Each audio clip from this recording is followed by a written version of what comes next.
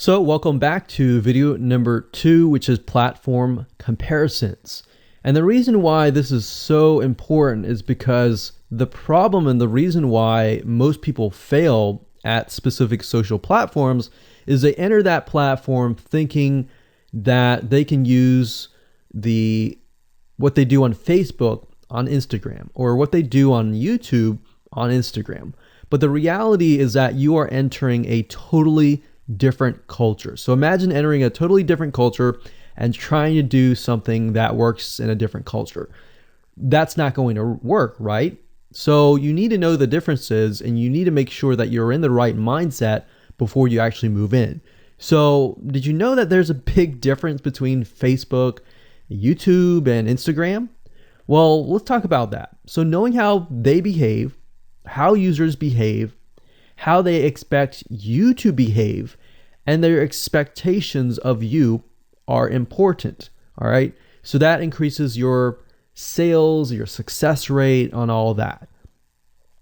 So this is where it's easy to fail as often. We enter a specific culture, like I said, that has certain expectations, and not following these rules just gets you avoided or seen as a spammer. So you do not want to be seen as a spammer or be seen as an outsider. You want to be seen like you are part of the culture. All right.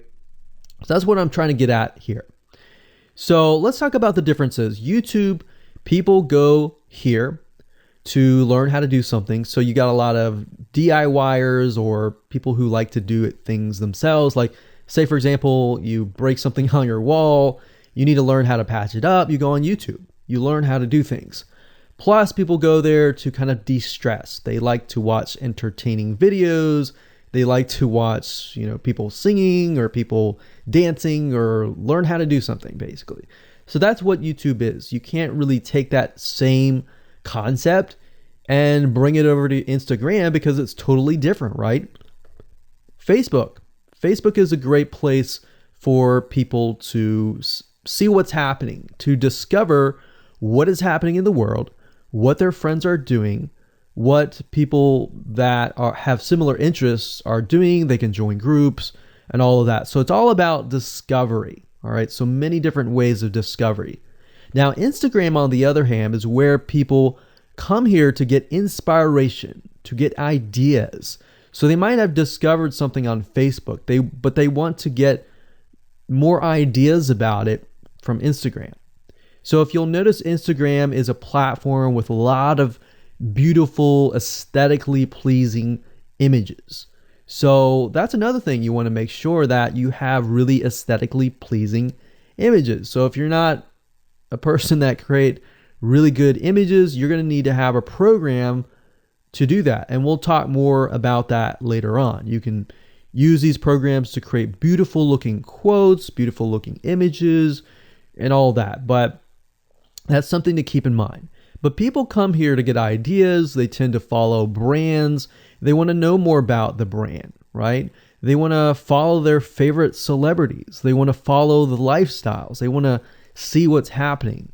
So I'll give you some examples and concrete situations that you can actually get a better idea of how all of this works. But really, what I'm trying to set you up for is success, and set you up for the right mindset so that you move in and you're able to close more sales, close more leads, generate more followers and fans. And that's the whole goal at the end of the day. Now, Instagram and Facebook have very different audiences. Now, you'll notice now that Facebook has bought out Instagram, but they still have very totally different audiences. Something that works on Facebook may not work on Instagram. So just keep that in mind. Different platforms, even though something works there, doesn't necessarily mean it's going to work at Instagram. And I'm going to show you how to make sure that you get things working and all that. Now, like I said, you'll notice that Instagram has a lot of aesthetically pleasing photos, so you'll need to make sure that you focus on that, and make sure that you show that your company, your brand, and all that looks really, really nice and appealing. Now, here's a little tip. on your Instagram profile, when people go to the Instagram profile, they're going to see about a few images. And people will normally judge you based on the first 9 photos in your profile. And based on that, they will decide to stay or they will decide to leave. So you got to make sure that you choose your best 9 photos forefront. So when somebody comes to your Instagram profile, they see the best of the best, right?